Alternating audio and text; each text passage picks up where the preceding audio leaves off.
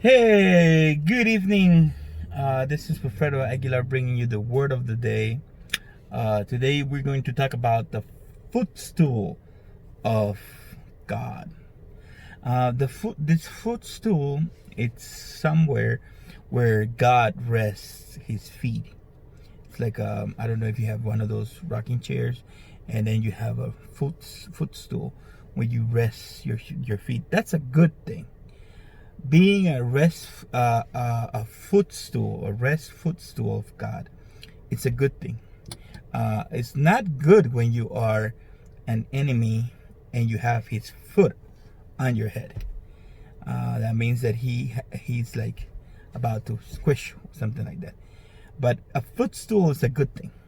Now, when you discover what a footstool is or it was, then you start thinking, oh, that's actually a good thing. So let's read two verses, one in the Old Testament and one in the New Testament for an intro, just to see the footstool. Lamentations 2:1 says, "How the Lord has overshadowed daughter Zion with His anger. He has thrown her down, Israel's glory, from heaven to earth. He did not acknowledge His footstool." There's the word footstool. "In the day of His anger." Now, this footstool that he's talking about here, it's the temple.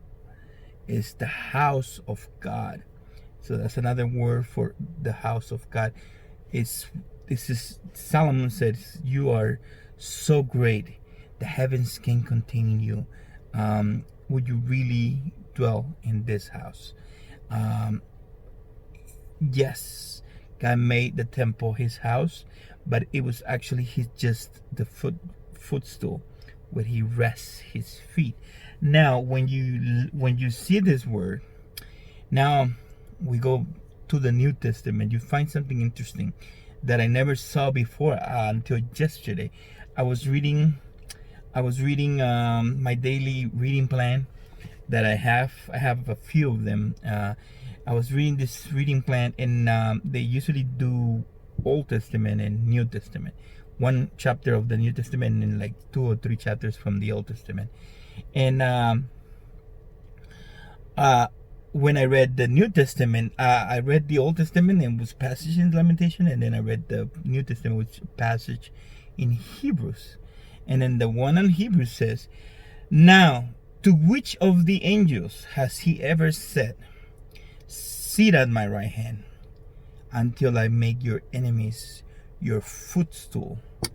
Now this is interesting right here, because this footstool, these enemies, we would assume that He's actually about to destroy them, but He's not destroying them, because this is His footstool. This is His rest for His feet. It's a difference between this word, and the one in Corinthians, where Paul says that he's submitting his enemies one by one under his foot. Under his foot is totally different word. Under his foot versus footstool. We read in Lamentations 2:1 that his footstool, he didn't acknowledge his footstool, meaning He let His temple be destroyed, His house. Now this is a house. Now, when you see this footstool in the New Testament come up, then you realize, wait a minute, this is interesting, because now it says that He will make His enemies His footstool. Now that means that He will make them His temple, His house, His resting for His feet. That's a good thing. You want to be a footstool. You want to be a footstool. Now, our body for the message. Romans 5:6-11. "For while we were still helpless, at the right time, Christ died for the ungodly. For rarely would someone die for a just person. True, for a good person, perhaps someone might even dare to die. But God proved His own love for us, in that while we were still sinners, Christ died for us. How much more then, since we have now been justified by his blood, we will be saved through him from wrath. For if while we were enemies, we were reconciled to God through death of his Son, how much more, having reconciled, we will be saved by his life? And not only that, we boast in God through the Lord Jesus Christ, through whom we are now received the reconciliation. So, verse 10, for if while we were enemies, see, we were enemies of God, but through Christ, now we are his footstool. We are his resting place for his feet. That's a good thing. The other one, having here's the point of the message. You will be an enemy that becomes God's footstool, a resting place, a temple for God, or you will be an enemy that God put his foot on you, and that's not good. A foot on you is like destroy. That's why God said to the serpent, an enemy, because you did this, he will crush your head, meaning he will step on your head. That's not good. That's not a footstool. That's not good, meaning he will step on your head and you will crush. Same word as stepping, crushing your head. You will crush his foot.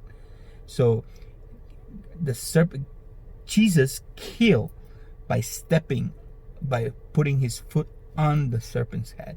He crushed the head, and the serpent crushed the heel. The serpent crushed the heel. That's that's an enemy of God that is not being a footstool, but it's an enemy. So there's two enemies. There's two enemies of God. That's what I want you to take from this message. One enemy, which becomes a footstool. It becomes a temple. He reconciles with God.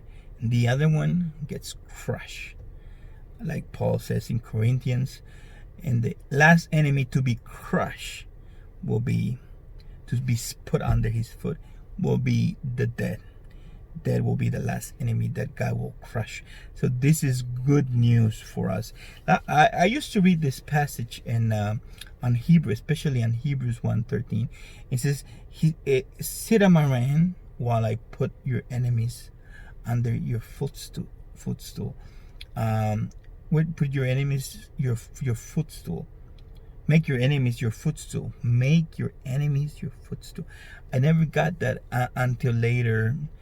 I start realizing that the footstool was actually the resting house of God. So that's a good thing. And just today I made the connection. I was able to see from Lamentations and then read it on Hebrews, and then I realized, wait a minute, that's the same thing. And then today I was reading Corinthians, and I noticed, okay, would it say footstool in Corinthians when Paul's saying that God will put his enemies under his foot?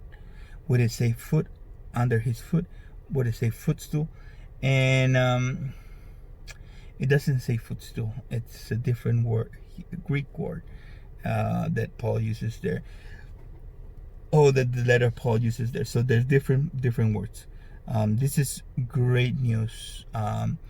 We were enemies. God reconcile us. See, being an enemy, it means that God is angry at you. Being an enemy means that God is angry, but being reconciled means that God is no longer angry at you. He is at peace. He is happy. He is your friend. He is your friend. And now through Christ, we become his footstool. We become his resting footstool for his feet, a dwelling place, like it says in the Bible.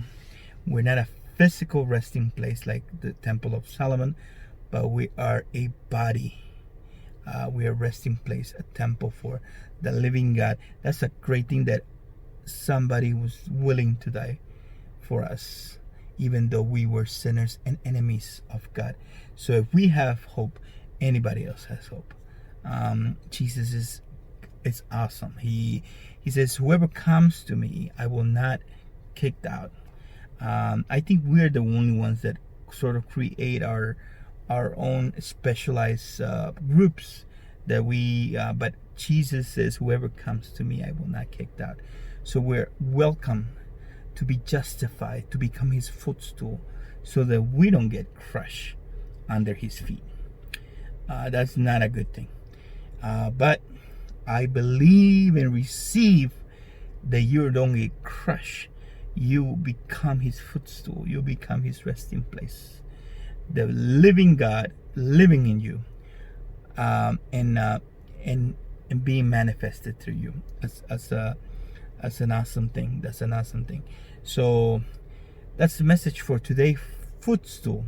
Now you know what a footstool is.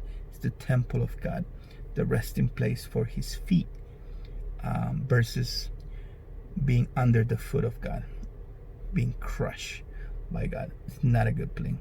So God bless you, you footstool of God. God bless you, and I'll see you tomorrow. Bye-bye.